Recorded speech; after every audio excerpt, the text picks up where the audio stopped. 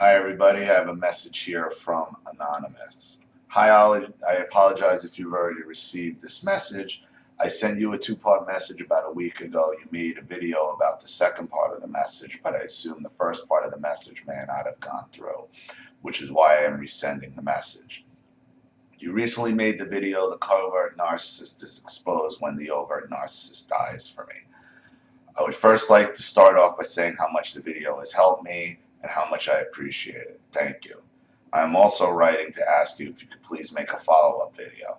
I have a question that I would really like your opinion on, as I feel you are one of the few people who will understand my situation. I also have a comment about one of your points you made in the first video. You mentioned my parents' strange behaviors and obsessions with sex likely means they were sexual deviants, and I might be blocking out some sort of sexual abuse that may have occurred with my dad. Thank you for pointing this out. For years I felt like I had been sexually abused, but I cannot remember any specific occurrences. After watching your video, I remember a couple of strange instances that could have been fragments of memories of sexual abuse, all of which happened when I was 3 to 5 years old and all involved my dad.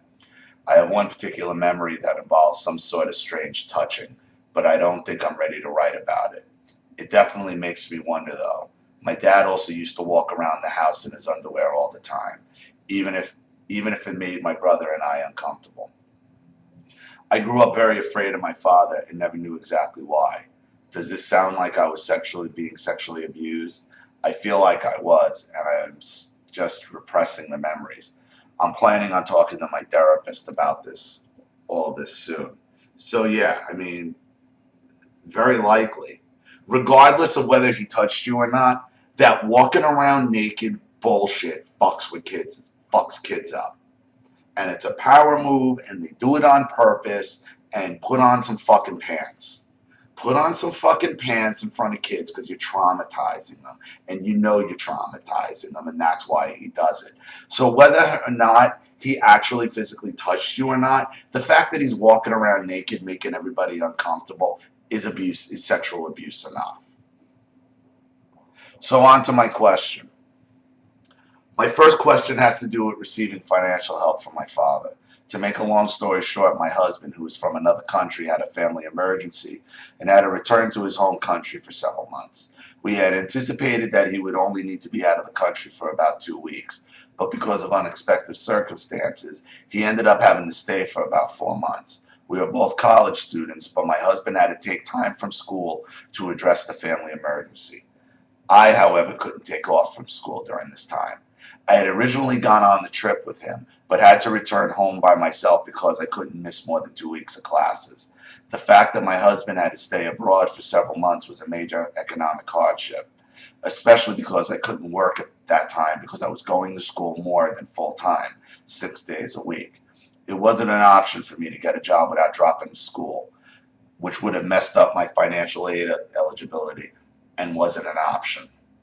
At first, I was going to drop school anyway and temporarily move abroad with my husband's family. A few weeks before all this happened, I had gotten back in contact with my narcissistic dad after being no contact with him for a few months, and I believed he used my financial situation to gain back some control. I am still no contact with him for the second time, and I have no intention of getting back in contact again ever. First, my father tried to convince me to move back in with him instead of dropping school temporarily to be with my husband and his family. When I told him that he lives too far from my school, he then offered to help me pay rent for 3 to 4 months until my husband could come back home and start working again. I was so desperate I accepted this. My father ended up only helping me with 2 months of rent instead of 3 to 4 months, like he had said originally. Luckily, I did get some student loans to help cover some expenses before my husband came home, but it was not enough to survive off of. I forgot to mention that I live in student housing, so dropping school to work wasn't an option, at least not until my lease expired several months later. My husband's best friend and I ended up making a GoFundMe for my husband's family emergency situation, and my father tried to get me to ask for more money from our friends so that we could pay him back the money that he had given to me to help with rent, which I did not do. I ended up barely surviving this period financially and had to borrow from another friend to pay one of the month's rent that my dad originally said he would help us pay. Since my dad decided that he didn't want to pay the original 3 to 4 months rent that he had promised, I had trouble paying for food. I asked my dad to lend me money for food a few times over the 4 months. He did the first time or two, and the first time or two we did it. But after that, he would claim that he couldn't afford it.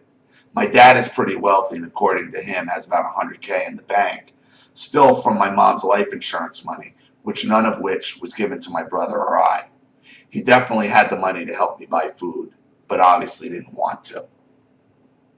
The last time I saw him was a few months ago on his birthday. I was very, very broke and asked him if he could lend me anything he could afford to help me buy food for the month. He said no, but later said he would lend me $200. This was after he talked about buying my brother a $500 gym membership in front of me. So I took the opportunity to ask him again to help buy me some food. He finally agreed to help me with $200. Before he transferred the money, he asked me if I would cook him a birthday lunch in my tiny apartment. He expected me to buy all the food and prepare it, even though he knew I was extremely broke. Although I knew if I didn't do it, he wouldn't lend me the $200 to buy groceries. So I ended up agreeing to do it because I really needed the money.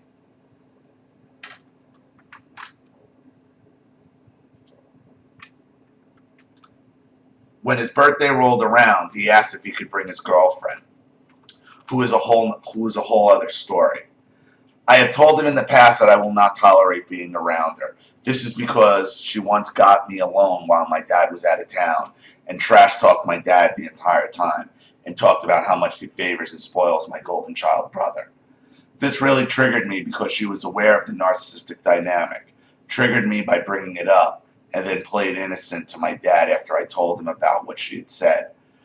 She basically admitted to recognizing the abuse that gaslit me and lashed out at me after going no contact. I told him that his girlfriend had trash talked me while he was out of town and how inappropriate it was. He gaslit me about the whole situation. It's not very smart to stay with someone that trash talks you behind your back, if you ask me. So even though I explained that I am not willing to see this woman again, he still asked to bring her. I didn't feel like I could really say no because it was his birthday, although I should have said no. Hell, I shouldn't have been cooking for him a birthday dinner in the first place. When they got to my apartment, my girlfriend kept asking me if I had lost weight and what my size was. My doctor recently put me on a new diet that had made me lose some weight, but I was already thin. So it wasn't a significant difference. I'm a ballet dancer, so I was already thin and in great shape. And the girlfriend kept complaining to me while my dad wasn't in earshot. But right before they were going to leave, she said, "Leave that food for her. She needs to gain some weight." The strangest part is she and I have about the same build and are about the same size. She and I also look somewhat similar, which is also creepy. Yeah. We look much more alike than my mom and I did. Her behavior was exactly like a middle school mean girl who is laughably immature, reaction-seeking, and intellectually cruel. My dad didn't say a word in my defense and just smirked. After that incident, I decided that I desperately needed to go back to no contact, so that's what I've done since then. Many other things have happened before that incident that also made me want to go no contact, especially watching him gaslight and emotionally abuse my brother. But this one incident solidified everything. My question is, do you think my dad really has no intention of helping me when he offered? It's conflicting because he did help me with rent for 2 months, which was generous, but he also had originally said 3 to 4 months. He has the money, so it's not like he didn't have the resources to help me temporarily. My gut tells me that he intended to sabotage me all along and may have had the intention of eventually seeing me become homeless so that I'd have to move in with him, which I'd never do if I couldn't pay rent. I also question whether or not I should pay him back the money. He said that I would need to pay him the money for rent back when he offered it. But my husband and I said that he never said I would have to pay the money back, pay him the money for rent back when he offered it. But my husband and I said that we would. He said he would pay my rent, not that we could borrow the money. My husband insisted at the time he'd pay my dad back. We are still broke college students, so paying him back the money will be very difficult, but we are willing to do it. Also, it will be difficult to give him the money without breaking no contact in some way. If I send him a check, he will have my address, which I don't want. Also, and if I transfer the funds into a joint account that I have with him, do I contact him in some way to let him know? My husband and I are both completely no contact with him, so I don't want to compromise that. What's your take on the situation? Thank you so much for your help. I can't even tell you how much your videos and your channel have helped me. Anonymous. Another tactic my father uses. And we've read stories about this on the channel. When the narcissist tries to help you financially, look out. Because there's always strings attached. They always pull something back. They never stick to the terms. They never agree. They never do what they say they're going to do, and then they gaslight you afterwards. And all it is another hook to get in you, and a means of control. Now, in this economy, with things being what they are, college student or not, I mean, there was just a story how 80% of Americans would have a problem if they had a $1,000 emergency come up. They'd be screwed. This is everybody, and you're in college. That's what parents are supposed to do. Now, whether or not you pay him back for the rent that he offered is entirely up to you. I don't think you would have to. Even the food,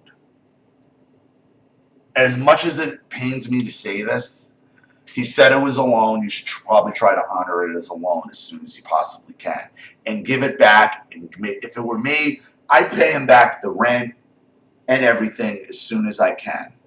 As far as breaking no contact, you have his address. Send him postal money orders and keep copies of the receipts. Go get postal money orders. Send them postal money orders for whatever you want to give to him. Okay, send it certified mail so he has to sign it so you know he received it. Okay, so make sure he gets a signature. You understand? That way he doesn't have to have your address. You can send that from anywhere. You can use a school address. You can use somebody else's address, okay, as a return address for that. Okay, but get a signature so you know he received it. And you're free and clear. He doesn't have your address. You paid him off, and you haven't broken contact. But I wouldn't, and you haven't broken your no contact. This guy will continue to manipulate you through money in any ways possible. The fact that he used to walk around naked and you have questions about being sexually abused, and now he just wants to get you back in the house with him, and he's dating a woman who looks like you, run. Run. Don't walk, run. Finish your college, finish what you're doing, get your career set, and pay him back when you can. Through postal money orders. Certified mail. So he has to sign it. So he has to sign it. But the narcissist will never live up to what they agree to. Never. All it is a means of control to get you back to do what they want you to do. So, your assumptions to me are exactly right. Everything your father did, your assumptions about him, to lure you in with money, make promises that he had no intention of keeping, to keep you hungry and to keep you dependent on him. Cut him out. Whether or not you pay him back is completely up to you. If it were me, I would, just so he couldn't hang that over my head. And really, that would be a fuck you to him. I don't need him here. Here's your money. Stay out of my life. I'm done with you. So, thank you for your story. I hope your situation gets better. Thank you to everybody watching. Please leave any advice or comments in the comment section below. And again, if you have a story you'd like read on the channel, piece of audio you'd like to expose or a topic you'd like me to cover, you know what to do with the PayPal link in the description box. I'll have the video right back to you. This is Ollie Matthews. Thanks for watching. I'll see you all again soon.